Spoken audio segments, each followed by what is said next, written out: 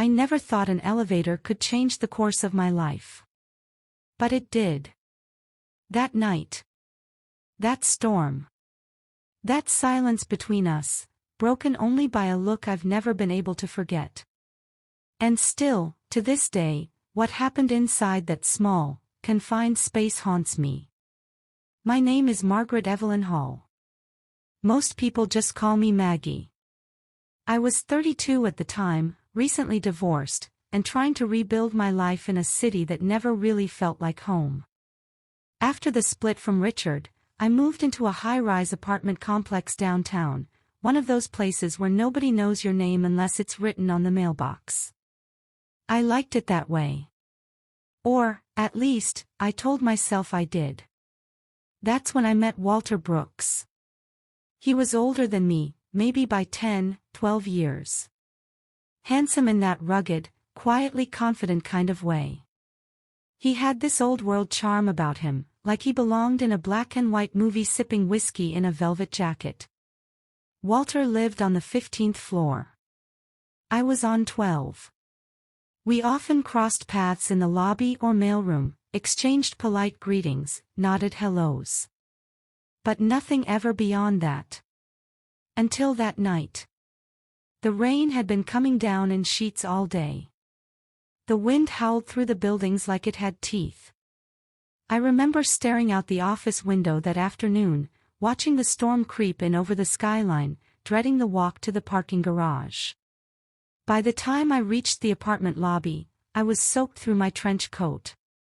My heels clicked against the marble floor as I rushed toward the elevator, pressing the call button with more urgency than needed. The elevator doors opened with that soft metallic sigh, and there he was, Walter. Holding a single grocery bag, looking composed, completely dry. He gave me a small smile, polite and gentlemanly. "Rough night?" he asked. "You could say that," I replied, stepping inside, pressing the button for the 12th floor. He reached for the 15th. And then the power flickered. At first, it was just a hum. Then a jolt. A deep shudder rippled through the walls of the elevator as the lights blinked once, twice, and went out. The cab jolted downward and stopped somewhere between the 10th and 11th floors. I gasped and instinctively reached out. My hand brushed against his chest. Solid. Warm. Real. "Easy," he said in a calm, low tone. "It's just a power cut. Probably storm-related." I tried to laugh, but it came out tight and shaky. Just what I needed today. There was a faint light from the emergency panel, just enough to see each other's outlines. We stood in that silence, both waiting for something to happen. Anything. After a few minutes, he sat down and leaned back against the wall, patting the floor beside him. "May as well get comfortable." I hesitated, then slid down next to him, my wet coat clinging to my legs. The elevator felt strangely intimate. Quiet. Removed from the world above and below. For the first time, I noticed how close we were. How his cologne lingered faintly in the air, something woody and clean. My breath slowed as I settled beside him, our arms just barely brushing. "You okay?" he asked. I nodded. "Yeah, just a little on edge." "Tell me something to distract us." "Something real." That caught me off guard. "Real?" He smiled in the dim light. "Something you wouldn't usually tell a stranger in an elevator." I bit my lip. "I used to be a dancer. Before I met Richard." He raised an eyebrow. "A dancer?" "Not professionally. Ballet, mostly. I gave it up when we got married." He didn't think it was a practical hobby for a wife.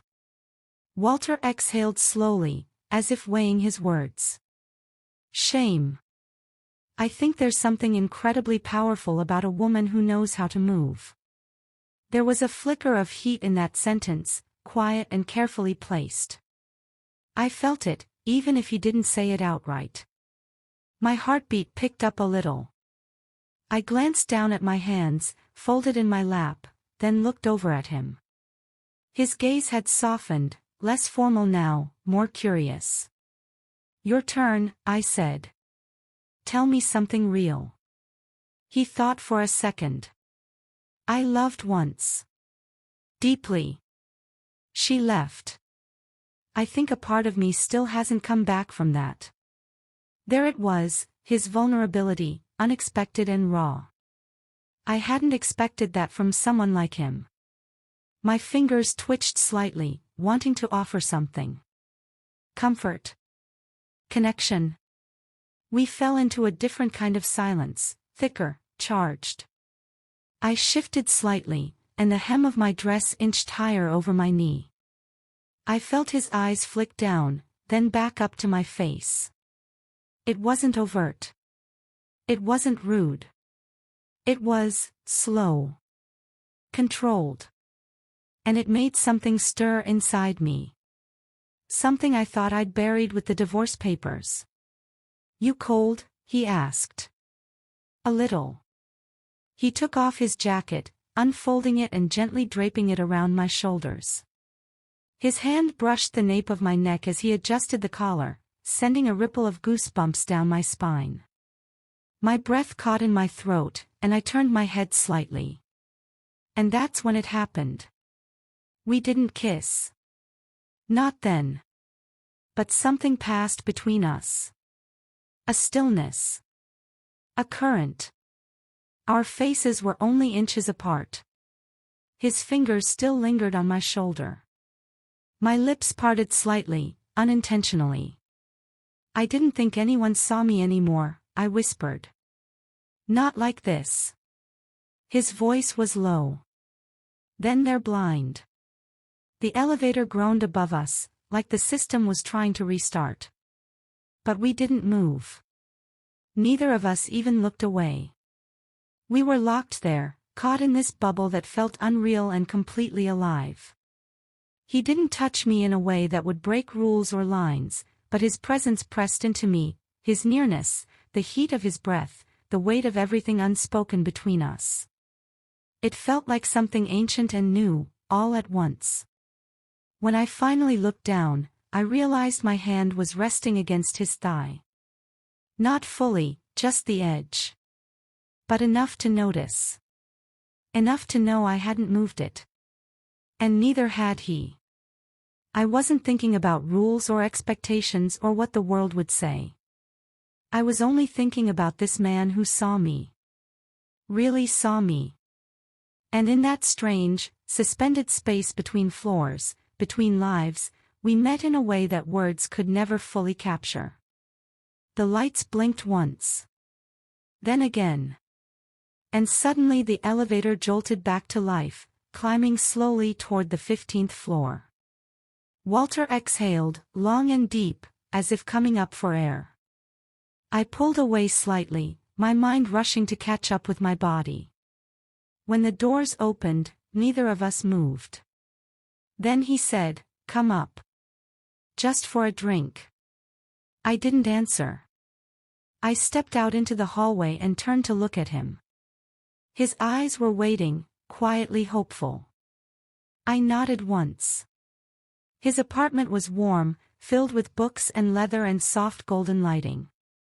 He poured us each a drink, whiskey for him, wine for me. We sat on the couch, close, quiet.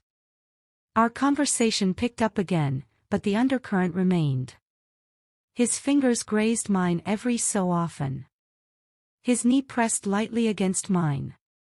His touch never crossed a line, but it whispered with meaning. I never stayed the night. But I stayed long enough. When I finally left, it was after midnight. The storm had passed. The streets were still slick with rain. I stood in the elevator alone, touching the wall where we had sat, where his voice had wrapped around me like silk. We didn't speak of it after. Not in words. But every time I saw him in the lobby, we shared that look. The one that said, "I remember." Some nights, I still hear the storm outside. I imagine that elevator. The low hum. The soft breath between us. And I feel it again, that moment I was seen, wanted, not for how I looked, or what I could offer, but simply for being me. What happened in the elevator that night didn't break any rules. But it did break open something inside me. Something I still haven't been able to close. And maybe I don't want to.